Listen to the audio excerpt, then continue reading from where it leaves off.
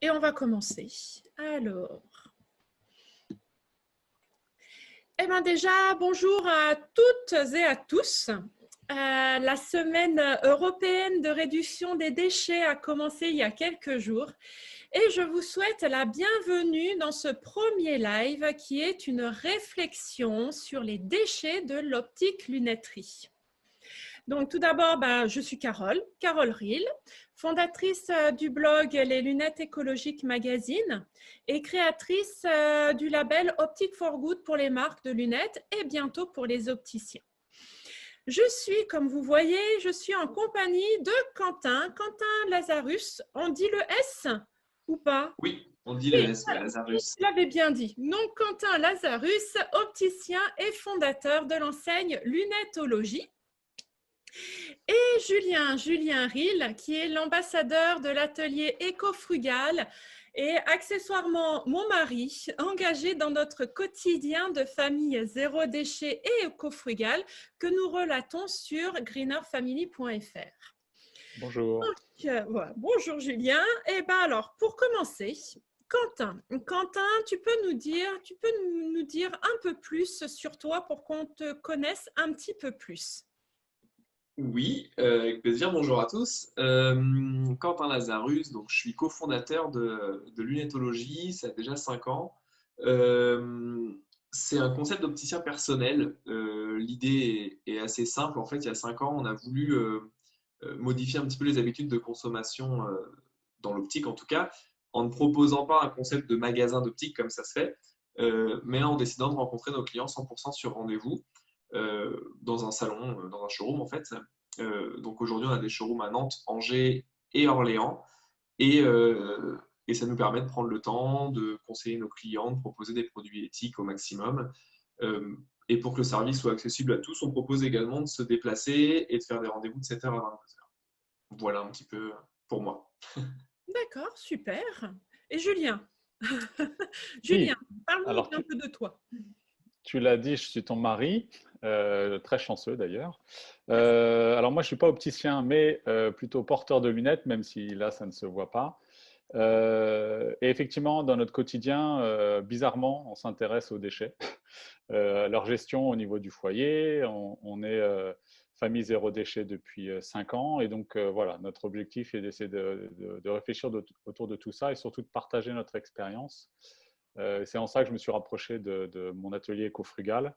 L'idée étant de faire des ateliers de consommateurs pour finalement partager un peu tous nos trucs et astuces autour de ces questions-là. Voilà.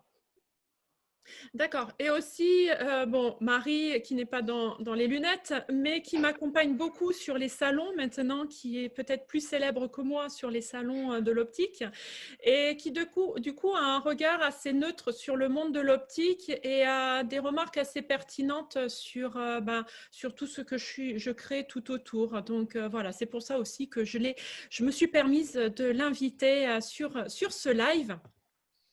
Et avant toute chose, je vais faire un rapide rappel sur les estimations des déchets produits en optique lunetterie. Donc là, on va parler de déchets en magasin d'optique. Alors, pour tout vous dire, en fait, il n'y a aucun chiffre ni étude qui existe sur ce sujet-là. Donc, en gros, j'avais estimé à l'époque, selon les ventes annuelles de lunettes, donc j'ai fait mes chiffres et je pense que, voilà, grosso modo, ça peut se rapprocher de ça, mais ça donne vraiment une idée. Donc, en 2019, il y a 16 millions de lunettes qui ont été vendues. Donc 16 millions de lunettes, ça fait 16 millions de sachets plastiques qui emballent toutes ces montures, sans compter les suremballages. Cela donne du coup 32 millions de verres montés sur les lunettes, soit 32 millions de calibres de présentation jetés à la poubelle. J'ai estimé à 39 tonnes de mouchoirs en papier jetés, ces fameux mouchoirs en papier qui nous servent à essuyer les verres à la sortie des machines lorsqu'on taille les verres. Et moi, à l'époque, quand j'étais en atelier, j'utilisais en moyenne 3 mouchoirs pour chaque montage.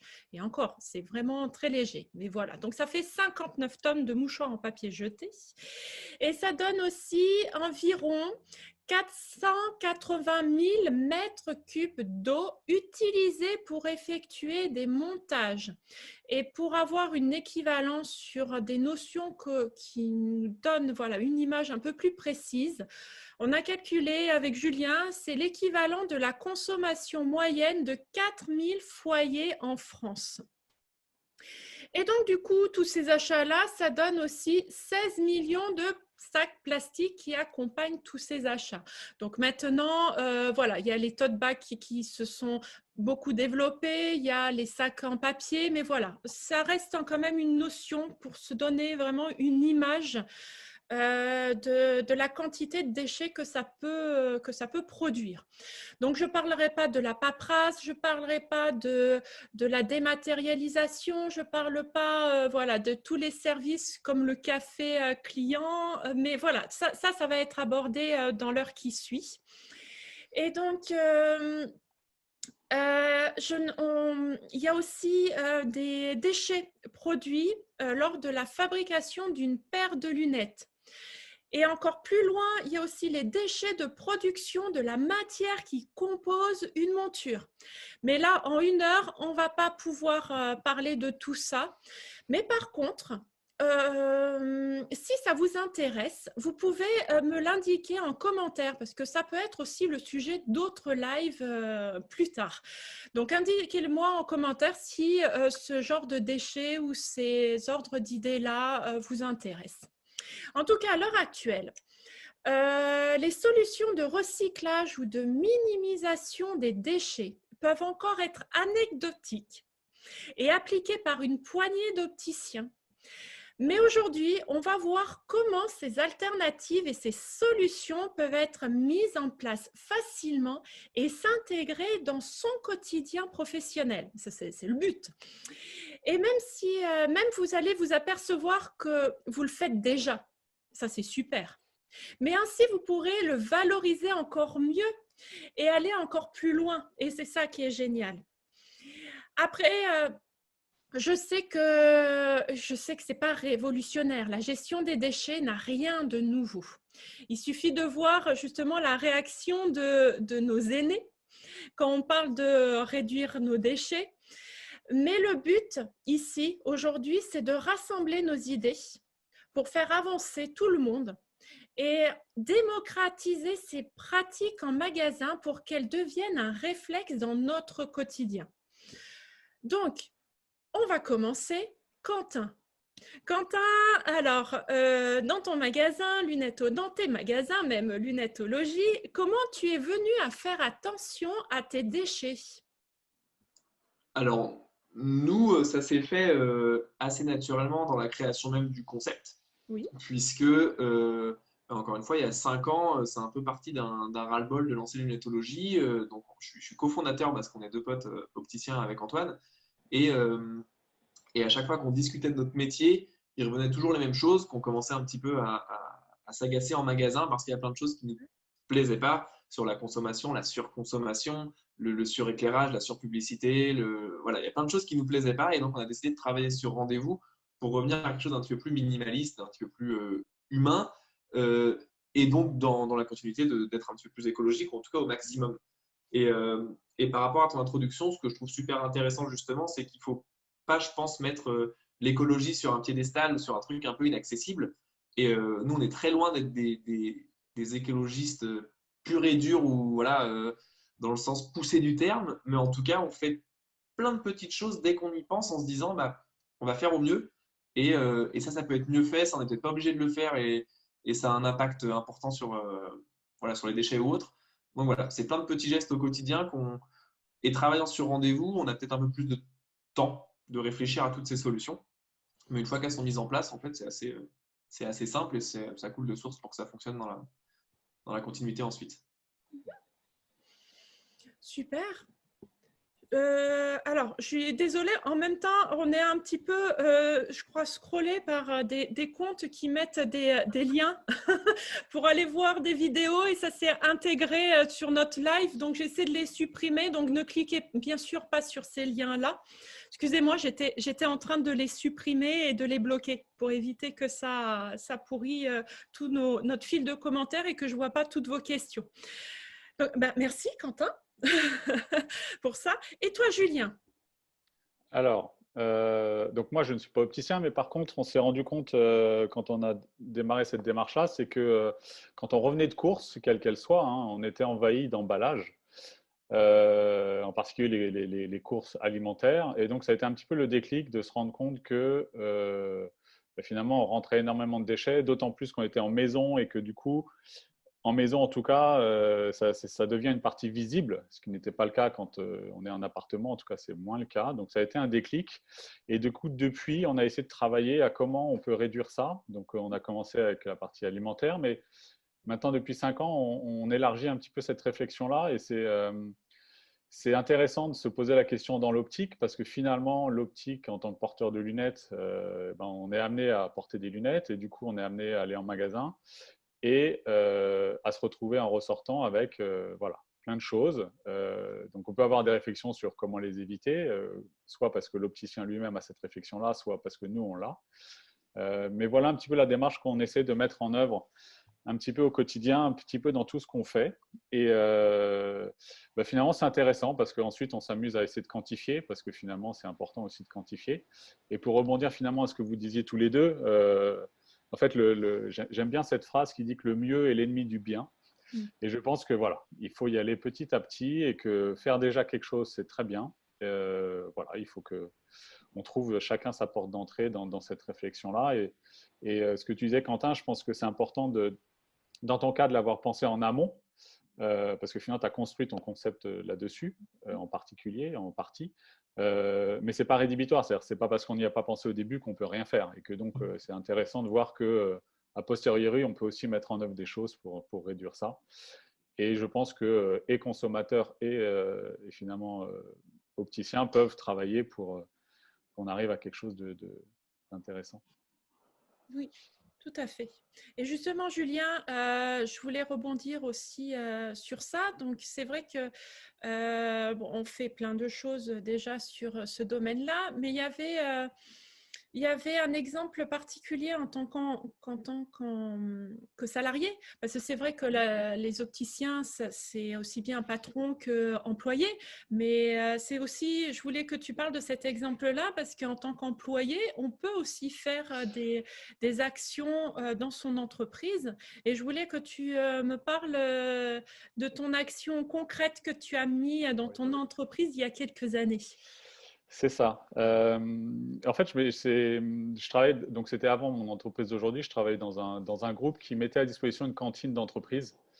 Donc la cantine, c'était un self et le self, c'est voilà, du self-service. Et donc en particulier, il y avait cette serviette en papier qui servait effectivement de serviette, hein, mais qui permettait en observation, je voyais les gens prendre une, deux, trois, une poignée. Enfin bon, c'était un peu bizarre.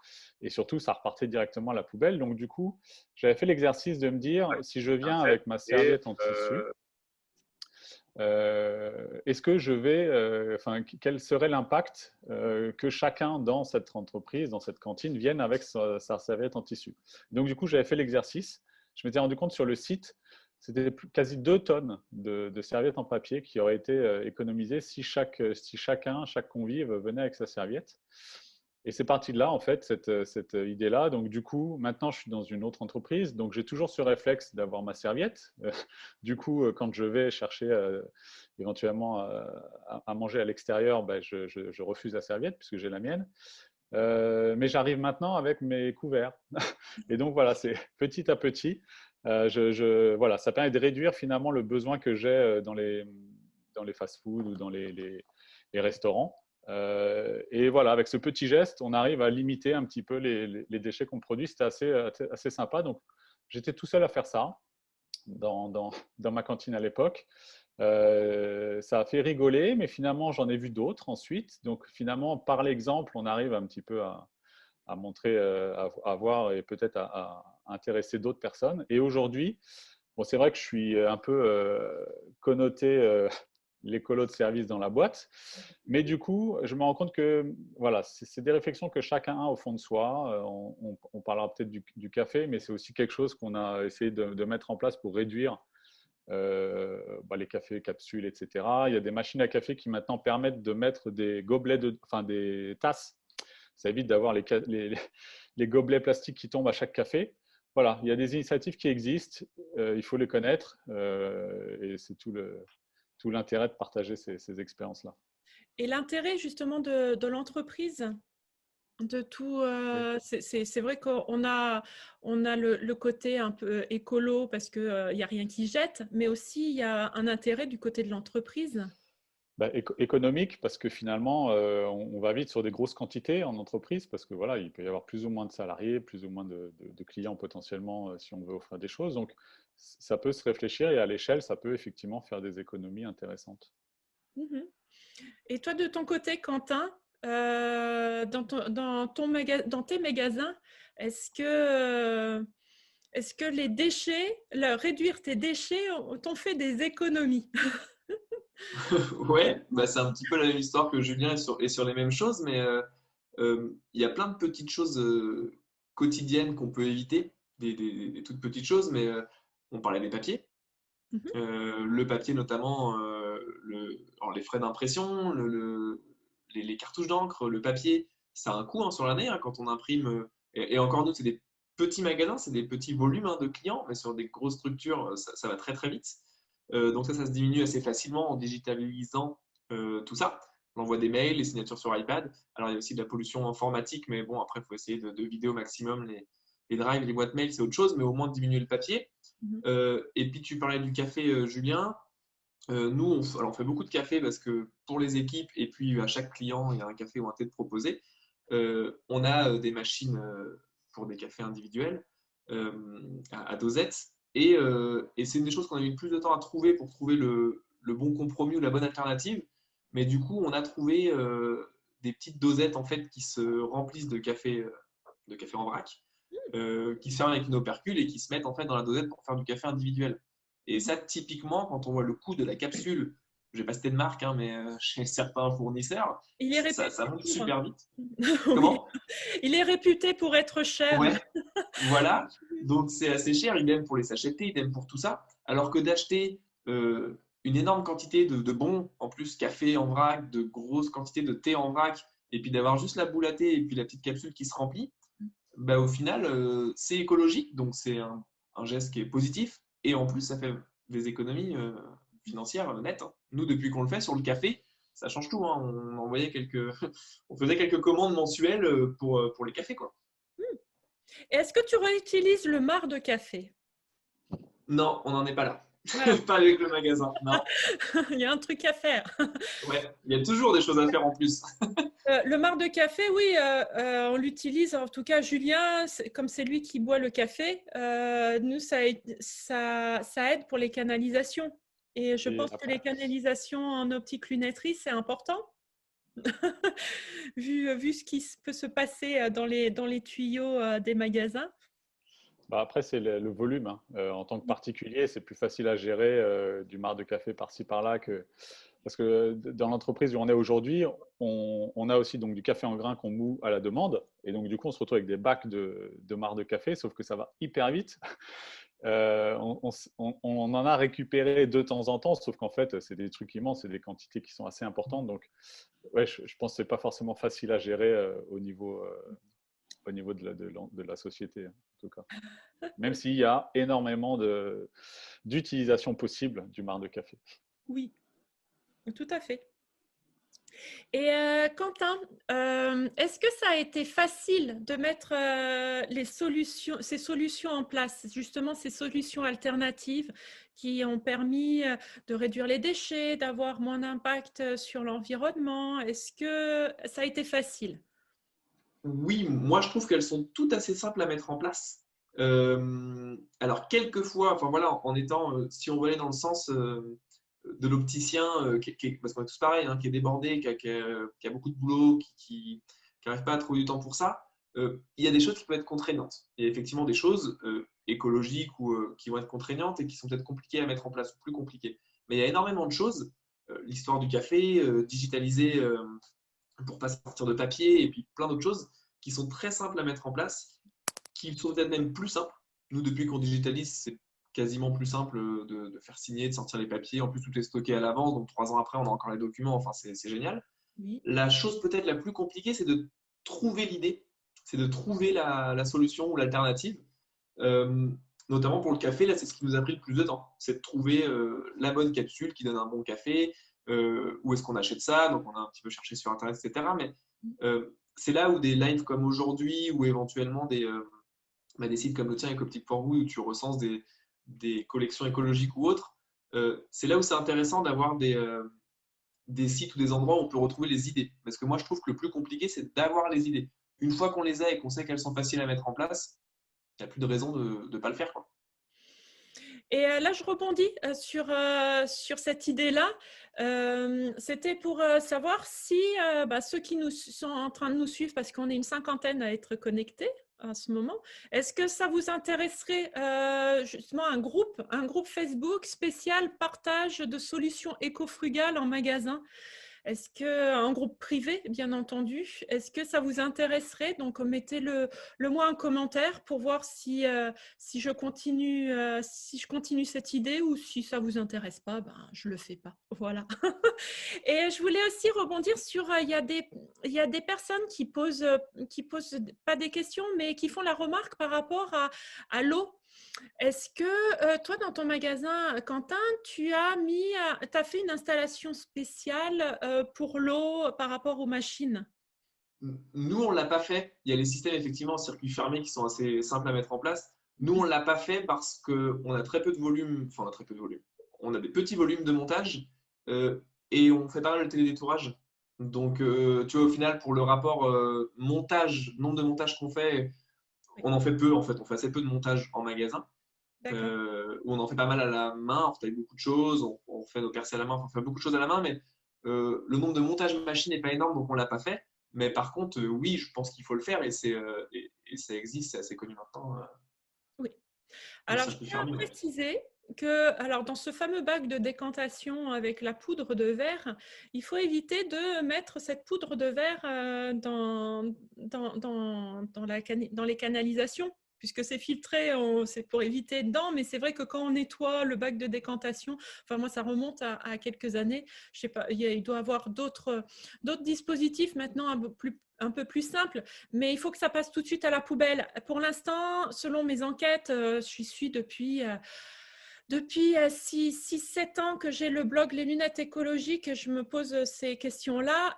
Je n'ai pas trouvé de filière pour recycler la poudre de verre. Alors, il y en a qui appellent ça aussi la boue. Donc, voilà, toute cette matière-là, apparemment, ça intéresse parce qu'à chaque fois que je parlais avec de grandes sociétés sur le recyclage et ils étaient intéressés par cette matière, un peu intrigués et ça n'a jamais donné suite. Donc, pour l'instant, ça ne se recycle pas. Donc, essayez de le mettre tout de suite à la poubelle et pas le vider dans les canalisations. Donc voilà, c'était ma petite contribution à cette question-là sur la gestion de l'eau. Et sur le partage, on parlait juste avant mon petit interlude. Sur le partage des solutions, je voulais, Julien, que tu nous parles justement parce que tu es ambassadeur des ateliers éco-frugaux. Donc, ça a été créé par Philippe Lévesque. Et donc, je voulais que tu nous parles de ce genre d'atelier éco-frugal, les avantages. Voilà. Et, enfin, moi, je vois que des avantages, mais parle-nous-en. Oui, alors c'est vrai qu'on a commencé avec la Greener Family à témoigner de notre propre expérience sur notre blog. Et finalement, on avait un peu d'interaction avec les commentaires, on avait un peu d'interaction avec ce qu'on voulait proposer, mais ça manquait un petit peu de structure. Et quand on était sollicité pour essayer, que ce soit dans les écoles ou dans d'autres circonstances, de partager notre expérience, voilà, on n'était pas forcément très à l'aise et on ne savait pas trop comment aborder les sujets. Et donc, effectivement, l'atelier Ecofrugal, c'est une plateforme qui met à disposition tout un dispositif pour mener à bien des ateliers, d'une part. Donc, pour l'organisateur, ben voilà, c'est cadré, c'est assez simple, on suit ça. Et également, eh ben, en fait, on a accès à des partenariats avec des marques qui, du coup, permettent, en cours de discussion, d'aborder des sujets. Donc, il y en a plusieurs. Il y avait le zéro déchet, il y a l'alimentation, il y a maintenant en entreprise, donc ça se décline. On peut venir discuter de notre expérience en entreprise pour essayer de mettre en place des solutions en entreprise. Et donc, l'idée, c'est d'avoir une structure comme ça qui permet, sur la base d'ateliers de 8-10 personnes maximum,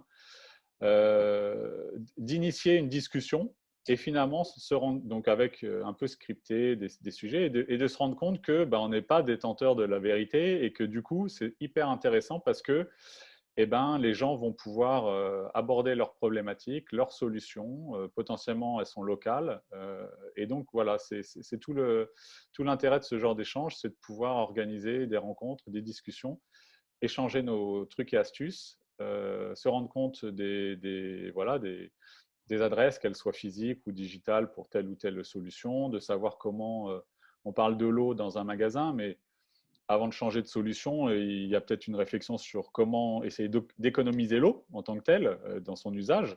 Et donc tout ça, voilà, il peut y avoir des discussions autour de ça, sur l'électricité, comment on fait pour réduire sa consommation avant de changer de fournisseur, par exemple. Ou si en tant que professionnel ou particulier, si on a envie de monter une centrale solaire sur son toit, avant de la mettre, il faut d'abord essayer d'analyser toute sa consommation, éventuellement de la réduire au maximum, et ensuite se poser la question de comment je mets des tuiles solaires sur mon toit, parce que voilà, c'est compliqué. Donc ça permet d'échanger sur tout ça, et c'est très intéressant. C'est gratuit, évidemment, et donc voilà, ça permet de partager ces expériences. Oui, non, super. Mais j'espère que les personnes là qui sont en train de suivre sont partants pour justement qu'on crée ce groupe de partage de solutions pour pouvoir tous se driver un peu à droite à gauche et pouvoir faire avancer ou décanter une situation qui est pour certains logique et pour d'autres, on bute et on n'arrive pas à avoir la solution. Donc j'espère qu'il y aura un avis positif sur sur ce groupe-là, moi de mon côté. Mais en tout cas, les ateliers éco-frugaux, oui, c'était des solutions qui sont en entreprise, qui sont très intéressants pour se sentir moins seul et de partager toutes ces solutions-là.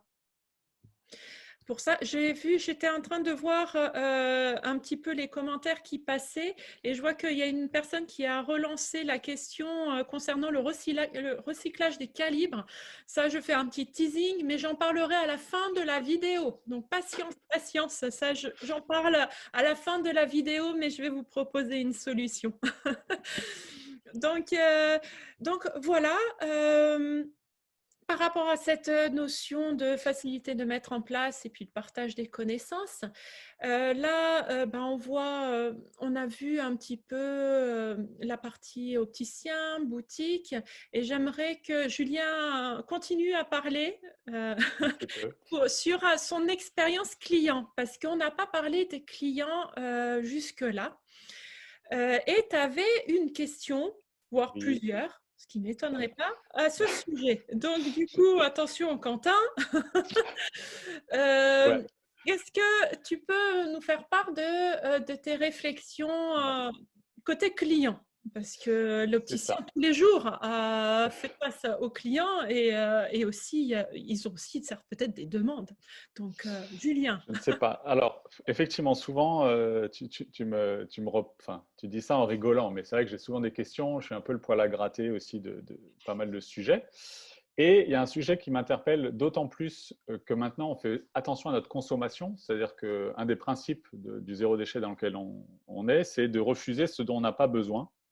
Donc, c'est le premier principe. Et aujourd'hui, quand tu regardes ou quand tu es abreuvé de publicité dans l'optique en général, je ne parle pas en particulier sur certains opticiens, mais il y a beaucoup de choses qui sont mises en avant sur achetez une paire, mais vous en ressortez avec 2, 3, 4 pour ton père, ta mère, tes grands-parents.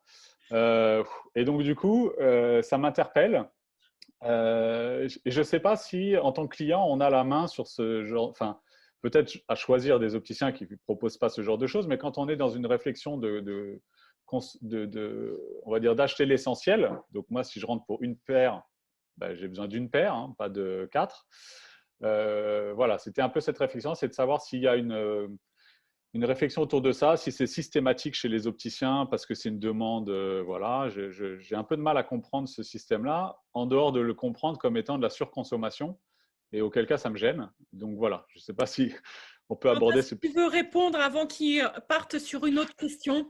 Oui, on peut répondre. Mais comme tu le dis, après, c'est des offres commerciales dans lesquelles les grandes enseignes se sont lancées. Donc aujourd'hui, je pense que c'est surtout une offre commerciale concurrentielle, je pense. Le client la demande souvent quand même. C'est-à-dire qu'on a beaucoup de clients qui rentrent en faisant est-ce que vous faites aussi une deuxième paire comme les autres? Donc c'est vraiment ancré de manière, moi je te rejoins à 100%, assez négative parce que dans 70 ou 80% des cas, ça finit dans un tiroir et ça ne sert pas à grand-chose. Et là, pour le coup, même en étant opticien éthique ou autre, on ne peut pas offrir une deuxième paire fabriquée en France ou autre. Donc très souvent, non seulement c'est une surconsommation, mais en plus c'est une surconsommation assez négative, c'est-à-dire qu'on part sur une monture qui est fabriquée de manière sûrement un peu moins éthique et avec peu de traçabilité. Euh, Maintenant, effectivement, il y a deux choses. Je pense que le client a un gros travail à faire, c'est-à-dire que il faut que le client ne. Enfin, alors, il y a déjà des gens qui ont besoin de deux paires. Ça, c'est assez important. Il y a Oui. des gens qui ont besoin de deux paires. Et quand les gens ont besoin de deux paires, je pense qu'il ne faut pas non plus rentrer dans le truc de dire c'est un scandale que, parce que la plupart des verriers, ils offrent une deuxième paire de verres ou ils font une deuxième paire de verres à prix super avantageux. Donc, nous, par exemple, en magasin, on répercute cette offre-là. C'est-à-dire que nos fabricants de verres, donc on travaille avec, enfin, on ne peut pas dire de nom, mais on travaille avec des verriers français. Nos fabricants de verres proposent une deuxième paire et la plupart des gens, des fabricants avec qui on a négocié le proposent. Donc autant la répercuter pour le client qui en a besoin. Par contre, nous, on a deux choses qu'on met en place. La première, c'est qu'on ne communique pas sur la deuxième paire. Par contre, pendant notre vente, en fonction des besoins de ce client, on demande toujours, voilà, vous m'avez dit que vous avez besoin d'une solaire et d'une optique. Sachez qu'en deuxième paire, on peut avoir un prix extrêmement avantageux. Euh, et on leur dit qu'on préfère qu'ils gardent leur monture ou éventuellement leur vendre une monture de deuxième main. Parce qu'on fait des deuxièmes mains, on récupère des montures et on fait des deuxièmes mains. Euh, et je ne me rends pas compte, on n'a pas fait de calcul, mais dans 5-10% des cas, on fait quand même la fameuse deuxième paire avec une monture voilà, un petit peu moins éthique, qu'on a à disposition de toute façon lorsqu'on a du 100% santé, qui est obligatoire. Donc, on a ces montures à disposition. Donc, quelquefois, quand le client vraiment nous dit bah, non, non, je veux une monture neuve, je ne veux pas rajouter sur ma deuxième paire, mais j'en ai besoin, voilà, on le fait. Par contre, je te rejoins. Tu disais qu'un des premiers gestes écologiques en tant que particulier et que famille, c'est de refuser des choses. Nous, dans le même sens, on dit vraiment ce qu'on pense. C'est-à-dire qu'on dit, sachez que si vous prenez cette deuxième paire, éthiquement, écologiquement, elle est moyenne. Donc vraiment, prenez-la si vous en avez besoin. Et dans l'idéal, on essaye de recycler une paire que vous avez ou une paire que nous, on a en seconde main. Voilà comment nous, en tout cas, on aborde la question de la deuxième paire. C'est vrai que moi, j'ai pas une vision, enfin, j'ai pas un besoin très important de lunettes. C'est principalement pour le travail, donc c'est pas des choses très compliquées. Donc, j'avais même du mal à comprendre quel était le besoin d'une deuxième paire. Est-ce que c'est une deuxième paire d'optique ou est-ce que, comme tu l'as dit dans certains cas, c'est pour adapter des solaires à la vue, etc. Auquel cas, effectivement, je suis juste pas client en ce moment parce que j'ai pas la vue suffisamment. Nous, dans 80% des cas, c'est une solaire à la vue parce que la personne Ouais, qui a un vrai besoin qui ne voit pas sans lunettes se dit bah oui, mais j'ai vraiment besoin d'une solaire. Et d'accord. donc là, tout à l'heure, tu disais le mieux l'ennemi du bien. On fait au mieux, c'est-à-dire que cette deuxième paire, elle est utile dans le cas de cette personne-là. On sait qu'on a la possibilité de la faire à un prix super avantageux parce que la mutuelle ne rembourse pas une deuxième paire et que notre fabricant, nous fait une deuxième paire de verre avantageuse. Par contre, on va faire le plus éthique possible en discutant avec notre client, en disant qu'ils ont une paire de très bonne qualité qui a seulement 2 ans, qui est en parfait état, autant la réutiliser. Nous, encore une fois, on récupère des montures qu'on fait en seconde main, donc on propose nos secondes mains. Voilà, on essaie de trouver des solutions alternatives, mais c'est vrai que quelquefois elle est utile. Maintenant, je te rejoins, je pense qu'il faut vraiment faire cette deuxième paire quand elle est utile et arrêter que les gens pensent que bah voilà, c'est un acquis, il y a 3 paires à avoir, je vais prendre les 3 paires et puis on verra bien si je change après.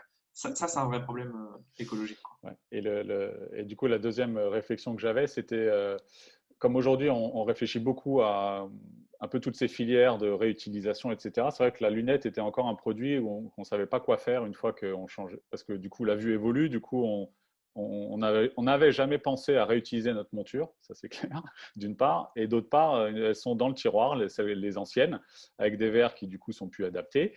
Et donc aujourd'hui, je me pose la question de qu'est-ce que je peux faire de ces lunettes. Donc j'entendais que tu avais l'air de dire elles peuvent être potentiellement réutilisées pour les remettre à la vue, voilà, si j'en avais besoin. C'est vrai que c'est quelque chose auquel j'avais jamais pensé.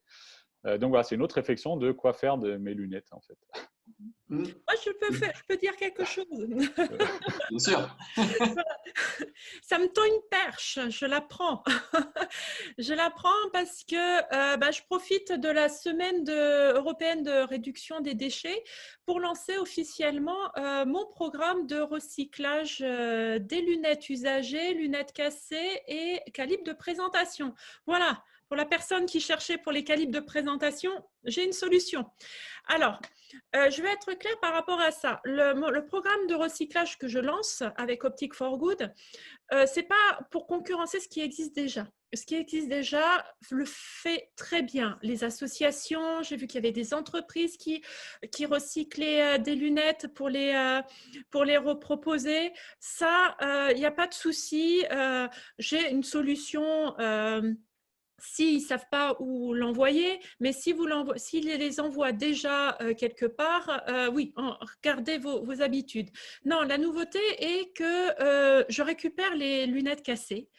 Et j'en profite pour récupérer aussi les calibres de présentation parce que voilà, j'ai trouvé la filière de recyclage des calibres de présentation qui les reconditionne, pas reconditionne, mais qui refabrique une matière pour l'utiliser pour d'autres objets.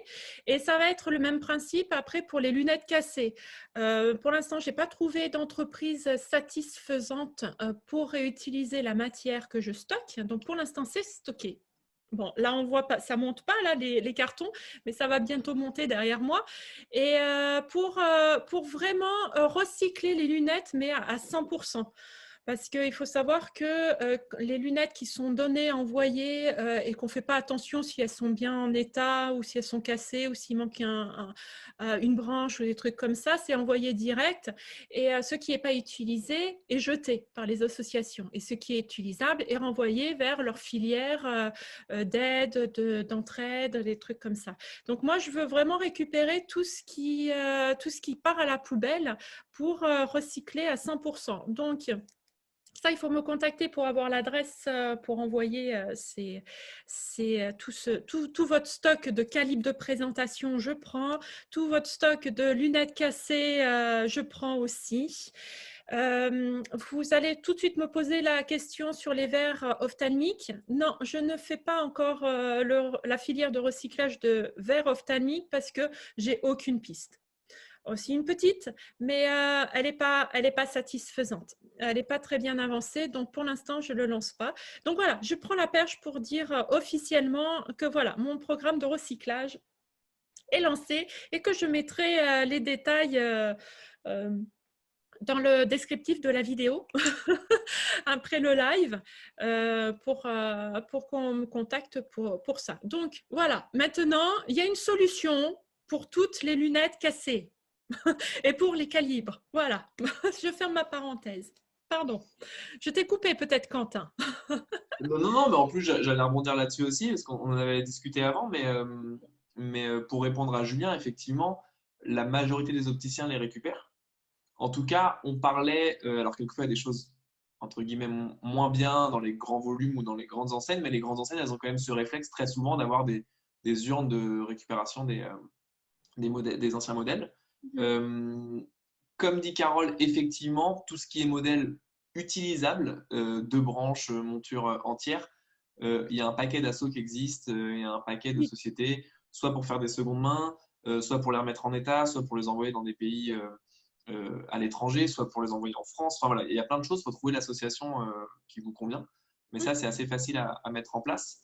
Et effectivement, là où c'est super intéressant, on en avait parlé en préparant le live, c'est ce que je disais à Carole. Donc, nous, les montures de très bonne qualité ou en matériaux un peu nobles ou autres, on les rachète à nos clients, on le dit à nos clients qu'on va la réutiliser et on les rachète sous forme d'avoir sur la facture en cours et on les repropose en seconde main pour les deuxièmes paires ou pour les forfaits. Tout le reste, on l'envoie effectivement à une association avec laquelle on bosse Oui. pour les traiter. Et effectivement, les montures cassées ou les pièces détachées, c'est ce que je disais à Carole, comme beaucoup d'opticiens, on garde des branches droites, des branches gauches, des doubles tenons, des triples tenons, enfin on prend tout pour avoir du SAV, des pièces détachées, mais le carton de pièces détachées, au bout d'un moment, il est plein et on ne sait plus quoi en faire. Et là, pour le coup, c'est absolument génial de savoir que même les montures cassées, les calibres, etc., ça va pouvoir être recyclé. Ça, c'est une très bonne nouvelle. Merci, Carole. Alors, je rebondis sur un commentaire de rien, sur un commentaire de Marina qui me dit mais le rapport, ah mince, il vient juste de partir, c'est pas grave, mais le rapport de pollution entre recyclage et production n'est pas forcément intéressant. Alors, je n'ai pas abordé ce sujet-là, mais savoir que ce qui est jeté, du coup, va être brûlé. Et après, quand on s'intéresse justement à ce principe de valeur énergétique, et on parle, il y a des débris qui restent suite à l'incinération des produits, et ça, c'est enterré. Et il y en a qui le réutilisent pour faire du goudron. Je fais très vite, hein. Excusez-moi si je détaille pas tout ça, mais en gros, voilà, c'est dans cet état d'esprit-là. Et après, ça repart dans la nature et ça pollue la nature. Donc, quitte à faire quelque chose, je veux pas que ça parte à la poubelle et je veux pas que ça fasse de la valeur énergétique. Je veux que ça soit utile. Bien sûr, la matière que je récolte là, quand vous m'enverrez les lunettes cassées, c'est pas pour faire de la valeur énergétique, c'est pour reproduire une autre matière qui sera utile. Et pour éviter, j'espère, après qu'on rentre dans une économie circulaire, qu'on réutilise cette matière-là pour refabriquer des lunettes. Ça serait le must. Mais pour l'instant, c'est trop précurseur pour se vanter qu'on pourrait arriver à ça. Mais voilà, quitte à faire quelque chose, moi, je ne veux pas que ça reparte à la poubelle parce que ça fait des années et des années que j'entends parler de ces lunettes qui sont jetées ou même que j'ai vu jeter des lunettes, mais en attendant, rien n'est fait. Donc voilà, je voulais, voilà, c'était le petit commentaire que j'ai vu passer pendant que tu parlais et je voulais préciser que voilà, le rapport pollution entre recyclage et produit, il y a ça et d'autre part, il y a des matières qui se recyclent et qui sont beaucoup moins énergivores en recyclant que en étant produit. Je pense à l'aluminium par exemple. C'est beaucoup moins énergivore de le recycler, de créer une matière que de l'extraire et de créer ensuite le produit. Donc voilà, c'est des petites subtilités, mais l'un dans l'autre, on peut arriver à avoir quelque chose de sympa. Et puis, dernier point, comme je disais au début, on n'a aucun chiffre dans l'optique lunetterie pour avoir du recul par rapport à l'impact que ça a. On s'inspire par rapport à ce qui se fait déjà, on peut supposer, mais là, enclenchant cette filière-là, ben, ça permet d'avoir des chiffres, d'avoir du recul et de se dire, oui, c'est bon, on a pu éviter ça. Et si je m'aperçois qu'à la fin, que c'est plus polluant, c'est plus énergivore ou quoi que ce soit, bien sûr, je vous le dirai.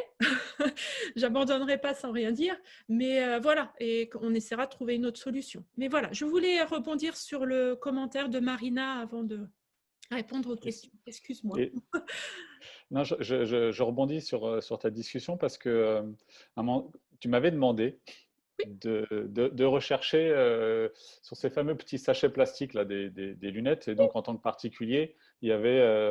Il y a des Il y a- questions qui ont été posées sur ça aussi. ah. Oui, oui, mais Donc, c'est super. j'avais fait la recherche parce que, en tant que particulier, aujourd'hui, nous, on a accès à ce qu'ils appellent l'extension de collecte, Oui. c'est-à-dire qu'ils viennent chercher tous nos plastiques. Et donc, je trouvais ça super de collecter. Et j'ai gratté un petit peu pour savoir si collecter voulait dire recycler. Et là, c'est le drame. C'est-à-dire que, en fait, ils arrivent à collecter, ils arrivent à trier. Mais aujourd'hui, il faut savoir qu'en France, il n'y a que la filière PET, donc des bouteilles, etc., qui est extrêmement développée, qui permet en effet de recycler ces plastiques-là. Et donc, bah, c'est un peu frustrant parce que pour l'instant, mais ce qui est l'intérêt d'avoir cette collecte généralisée, c'est que justement, ils veulent créer les volumes nécessaires à l'étude de projets de recyclage. Et qu'évidemment, eh ben, c'est exactement ce que tu es en train de faire sur tes lunettes, c'est-à-dire qu'à petite échelle, ben, personne ne fera l'effort. Si jamais on arrive à collecter une masse importante, ben, il y a peut-être des industriels que ça va intéresser et de réfléchir, etc. Donc, c'est exactement le sujet. Et du coup, j'étais un peu surpris malgré tout, mais bon, c'est quand même la bonne voie de savoir que cette extension de garantie, enfin de collecte n'est pas nationale, donc elle dépend de là où vous êtes. Et donc jusqu'à nous, très récemment, on ne pouvait pas mettre nos petits sachets plastiques dans notre poubelle, ce qu'on peut faire aujourd'hui. Donc je pense voilà, il faut que chacun se renseigne sur leur syndicat de traitement de déchets, si ça peut être collecté aussi en sortie de magasin. Mais on peut dire que voilà, sans trop risquer, les petits sachets de plastique peuvent être mis dans la poubelle jaune, même si pour l'instant, il n'y a pas de filière de recyclage en tant que telle. Donc c'est principalement collecté pour essayer de trouver des projets qui permettraient de les réutiliser. Donc c'est voilà, la première pierre à l'édifice. Mais comme on l'a dit tout à l'heure, il faut commencer petit peu par petit peu. Donc je pense que c'est intéressant. Et là, ton projet de recyclage des calibres, ça va dans le même sens, c'est-à-dire que tu les collectes, et la filière aujourd'hui n'existe pas où elle va exister, et donc bah, c'est tout l'intérêt de pouvoir massifier un petit peu la collecte. Donc voilà, c'est un petit aparté sur On a les sachets plastiques. sur le recyclage. Et mais je voulais, Quentin, que tu me parles, est-ce que aussi du choix des produits en amont, parce que ça c'est un geste important dans la réduction des déchets ensuite en bas de l'échelle. Oui, complètement. Nous, on a fait le choix de consommer, donc de vendre au maximum local et éthique. Alors, encore une fois, toujours pareil au maximum. Donc, on a des collections qui le sont moins. Mais sur le volume, je pense vraiment qu'on a plus de 90% de nos collections dont on est très très fiers de leur fabrication et de leur provenance. Et alors là, ça rejoint complètement Optic for Good et lunettes écologiques avec les collections que tu mets en avant, dont on a un paquet d'ailleurs avec qui on bosse. Et c'est super intéressant sur plein de points parce que tu en parlais, mais déjà travailler avec des fabricants écologiques ou qui ont des matières écologiques ou qui vont faire attention à leur chaîne de production, qui vont être écologiques dans leurs locaux, etc. C'est déjà faire un geste énorme parce qu'en proposant 30%, 40, 50, 60% de ces lunettes qui viennent de cette économie-là, c'est déjà un geste énorme. Et en plus, effectivement, non seulement la matière et la production, elle va être écologique et donc elle va avoir un impact énorme, mais en plus, derrière, il y a beaucoup de sociétés locales ou françaises qui vont le faire. Donc en plus, on a un impact sur voilà, l'impact carbone et puis tout le mouvement des matières et des montures. Et en plus, on parlait des petits sachets plastiques, mais on va pas citer de nom encore une fois, mais la plupart des collections écologiques avec qui on bosse, on n'en voit pas dans des sachets plastiques, par exemple, parce qu'ils ont toute cette pensée-là derrière. Donc, s'envoyer dans des petits sachets de papier ou de plastique recyclable, c'est donc effectivement la matière est écologique, leur système de production l'est, et puis derrière, pareil, ils envoient de la PLV sur des supports qui sont recyclés et recyclables. Nous, on a ce réflexe-là, par exemple, de toujours demander à nos fournisseurs de ne pas envoyer la PLV. En tout cas, on leur demande avant quelle va être la PLV et on leur dit ensuite, bah, ça on veut bien, ça par contre on veut pas. Plutôt que de recevoir des colis énormes avec une nouvelle collection, de jeter tous les sachets plastiques, de jeter toutes les PLV plastiques parce que finalement on va pas les afficher. Voilà. Donc oui, le choix de la collection du fabricant de verre, de cordons, de sprays, de chiffonnettes, de lunettes, de tout ce qu'on propose, ça a un impact énorme sur la diminution des déchets et sur l'écologie. Oui, ça dépend finalement des choix que l'on fait. Donc, du coup, l'opticien a ce pouvoir-là, a ce Ouais, pouvoir de consommateurs. de changer les choses et du coup, ça se répercute après auprès du consommateur et ça se fait naturellement parce que le consommateur, même s'il n'est pas sensibilisé à ça, eh ben, il fait quand même un geste parce qu'il a choisi un produit qui lui plaît et finalement hein, qui n'a pas généré des déchets. Voilà, là, c'est quand on extrapole, mais le choix en amont des produits est très important. Et je le Et, vois avec les marques de lunettes que je rencontre de plus en plus. Il y a cette prise de conscience-là. Bon, après, je travaille essentiellement avec des marques engagées, donc du coup, c'est plus facile. Mais on s'aperçoit qu'il faut vraiment que la marque de lunettes, ça soit dans son ADN. On parle beaucoup d'ADN en ce moment, mais c'est exactement ce mot-là. Et je trouve qu'il y a des résultats à partir du moment où ça fait partie de l'ADN de sa société, de prendre en compte ça. On peut le changer en cours de route, oui, mais il faut que ça vienne vraiment de l'intérieur. Sinon, après, ça paraît trop superficiel. Et donc, c'est pour ça que voilà, ce choix-là en amont est très, très important. Pardon, je t'ai coupé quand je me suis non, je voulais fait juste rajouter, et en plus, alors pour le coup, ton site le fait très bien, mais c'est vrai que là, pour le coup, il faut fouiner un peu, il faut chercher parce qu'il en existe des centaines, des milliers, enfin, des collections de lunettes, il en existe des nombres pléthoriques, et même des collections engagées écologiques, il y en a un paquet, mais, et en plus, il y en a pour tous les styles, il y en a pour tous les prix. Il y a toujours une collection mieux ou moins pire qu'une autre, et ça, c'est important. C'est C'est-à-dire ça. que même pour proposer du forfait, ou même pour proposer la deuxième paire, ou même pour proposer de la monture à moins de 100 euros, euh, il y a, et tu es bien placé pour en proposer, pour en connaître, des alternatives, des collections plus éthiques que d'autres, plus écologiques que d'autres. Et ça, c'est important. Il faut faire un petit travail on en revient toujours au même, Oui. de recherche, etc. Mais après, une fois qu'on l'a, voilà. Un jour, quand j'arriverai à employer quelqu'un, cette personne me remettra un petit peu d'ordre sur toutes les marques que j'ai mis en avant, en tout cas sur les lunettes écologiques magazine, pour vraiment faire cette distinction-là. Donc là, pour l'instant, je n'ai plus le temps avec Optic for Good qui me prend énormément de temps. Mais il y a tellement, du coup, il faut fouiller un petit peu et faire quand même ses recherches. J'ai fait déjà pas mal, mais voilà, il faut quand même faire ses recherches. Mais il y a pas mal de solutions. Il ne faut pas s'arrêter à un échec. Il faut il faut creuser parce qu'il y a plein de solutions alternatives qui existent et qui sont pas mal et qu'il faut que ça se sache. Donc, il y a ça. Je suis en train de regarder le plastique et les emballages plastiques. Ça fait plein de commentaires hein, en dessous de la vidéo. C'est vraiment une plaie pour ce plastique-là. Et je voulais rebondir, je profite, parce que comme ça, je note pourtant les questions, mais j'ai envie de répondre là dès que je les vois. J'ai vu encore Marina. Désolée, ça tombe encore sur toi. Qui me parle de plastique biodégradable. Alors, je rebondis dessus parce qu'il y a un article qui sort sur Optic for Good sur les lunettes compostables et c'est un peu je fais un parallèle sur tout ce qui est polymère, compostable, biodégradable. Il y a un autre article qui va sortir aussi d'ici peut-être la semaine prochaine avec un scientifique qui me parle de tout ça et qu'il faut faire attention sur ces notions de compostabilité, ça se dit? Oui. Compostabilité, de biodégradabilité. C'est beaucoup des effets, pour ma part, que je pense, après, peut-être que je vais avoir plein de monde qui vont me tomber dessus et dire « Ah, non, c'est pas ça ».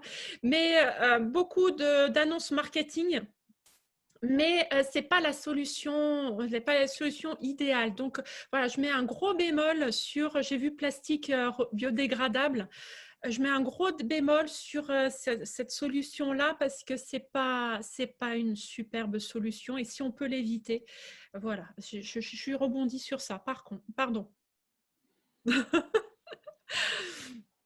Pour ça, je Disons que regarde. Oui, vas-y. ouais, c'est vrai que tu disais biodégradable, on pense tous au compost qu'on a au fond du jardin et je ne suis pas sûr qu'on puisse. Enfin, Non, je tu n'irai es pas en mettre train de me casser mon article. Il faut qu'il le lise, Ah, l'article. pardon. Il faut qu'il lise l'article. Lunettes sont-elles compostables? Donc, je le dis à la fin. Ne le dis pas. Fais un teasing, mais ne me casse pas la fin de mon article. Voilà. Voilà, mais on arrive sur la fin. Ça va faire 1 heure. Ça va faire 1 heure que l'on parle. qu'on échange autour des déchets en optique lunetterie. J'ai vu que il y a presque 150 commentaires, il y a des belles discussions, d'échanges qui se font entre opticiens et ça j'adore. C'était le but de cette vidéo, de ce live. Il n'y a pas forcément de questions posées. Je ne sais pas si toi, Quentin, tu as eu des questions de ton côté posées par les personnes qui travaillent dans tes magasins. Non, pas spécialement de questions, mais enfin non, des attentes, c'est un bien grand mot, mais là tu dis qu'il y a quasiment 150 commentaires, tu dis, donc j'espère que dans le lot, il y en a pas mal qui disent qu'ils ont envie de ce fameux groupe fermé où on échange, parce que je trouve que l'écologie et le zéro déchet, enfin pas que, et l'éthique et le social et tout ce qu'on veut, euh, pour ma part en tout cas, c'est vraiment une grosse partie d'idées et de solutions à trouver ensemble. Parce qu'encore une fois, c'est souvent simple à mettre en place par la suite. Mais trouver des idées, échanger là-dessus, dire bah non, mais j'ai un meilleur fournisseur de ceci, bah non, mais vous savez qu'il existe cela pour être en alternative. Est-ce que vous connaissez telle collection? Enfin, ouais, j'espère vraiment qu'il y aura ce petit groupe et puis on peut tous s'apporter plein de choses très positives. Donc super. Et j'ai vu une note, pareil, en commentaire passé sur le problème du numérique, la pollution numérique. C'est un petit peu fait exprès que j'ai mis ça de côté. Oui, il faut de toute façon en avoir conscience, mais je pense que l'optique lunetterie est tellement loin encore sur les engagements éco-responsables que personnellement, je me permets de mettre ça de côté. Parce que on en avait parlé lors de la préparation du live, Quentin, c'est que la dématérialisation apporte une certaine solution auprès des opticiens pour la gestion de la paperasse et qui est quand même assez importante. Et donc voilà, c'est un petit peu fait exprès de ma part de l'avoir mis de côté, de pas encore trop en parler parce que voilà, j'ai l'impression que notre secteur n'est pas assez engagé pour qu'on se dise ah ben non, il faut pas dématérialiser. Voilà, là c'est le serpent qui se mord la queue et du coup on va perdre beaucoup de personnes qui ont de bonnes intentions à vouloir faire des choses et donc voilà. Donc je suis désolée de ne pas avoir abordé ce sujet-là volontairement. Voilà, je suis en train de regarder. Les blisters de lentilles. Oui, c'est une très bonne question, Agnès. Pardon. Parce que ça, c'est aussi une question qui me revient beaucoup. Blisters de lentilles. Les lentilles. Sachez que les lentilles, donc la lentille même, c'est un déchet médical. Donc ça va dans la poubelle. Pour l'instant, il n'y a pas de filière de recyclage en France qui existe. Par contre, le blister, l'opercule et tout, ça va dans la poubelle jaune. Julien, est-ce que tu peux me confirmer ça? Est-ce que c'est dans la poubelle jaune de tous les recycleurs? Sous réserve que vous êtes en extension de collecte. Ah voilà, donc il faut se renseigner. J'ai voulu vous faire ce travail-là pour résumer un petit peu les différents recycleurs qui existent en France pour vous dire bah, là vous pouvez pas. Mais il faut que vous fassiez aussi ce petit travail-là, de voir avec l'organisme dont vous dépendez pour le recyclage, pour voir s'ils prennent le plastique. Et l'opercule, c'est de l'aluminium en général. Et donc, il faut que ça prenne. Si vous pouvez mettre les pots de yaourt, je pense que vous pouvez mettre les blisters dans votre poubelle jaune. Le pot de yaourt fait partie de ces nouvelles consignes. Il faut savoir que c'est des consignes qui vont être généralisées en 2022. Enfin, il y a une obligation que ce soit national en 2022. Donc oui. D'ici là, voilà, il faut juste se renseigner si localement vous avez cette extension ou pas. Mais voilà, à défaut, en 2022, normalement, tout le monde devrait pouvoir faire ça. Oui, et je vois qu'Élise met le guide du tri. Oui, il y a plein d'organismes qui font ça pour vous aider. Mais voilà, si vous êtes d'accord, on va ouvrir ce groupe d'opticiens pour échanger les solutions éco-frugales. Je vous mets le lien Dans le groupe de l'événement d'aujourd'hui, du live. Comme ça, vous pouvez aller directement et puis j'en parlerai durant la semaine si vous avez raté le lien. Voilà, on s'approche l'heure est passée. L'heure est passée. Est-ce que vous avez quelque chose à rajouter, messieurs? Non. Combien de lunettes se sont vendues? Oui, tu sais ma conclusion. Oui, je voulais revenir aux chiffres. En fait, j'avais commencé donc le live avec des chiffres. Je vais le finir avec quelques chiffres où, alors, en moyenne, une monture est vendue toutes les 3 secondes en France. Donc, durant notre discussion d'une heure, bon, c'est la pause déjeuner, mais voilà, c'est quand même étalé sur 24 heures. Hein. Mais durant cette heure-là, il y a 1200 lunettes qui ont été vendues en France, ce qui fait 1200 sachets d'emballage plastique jetés, ce qui fait 2400 calibres de présentation en plastique jetés, et ça fait 36 000 litres d'eau consommée pour monter les verres sur ces nouvelles lunettes. Voilà, c'était pour finir sur des gros chiffres, non pas pour vous assommer, mais c'est juste pour se donner une idée de la quantité que tout cela peut générer, et c'est pour aussi vous donner une idée que le petit geste que vous allez faire dans votre magasin peut être énorme.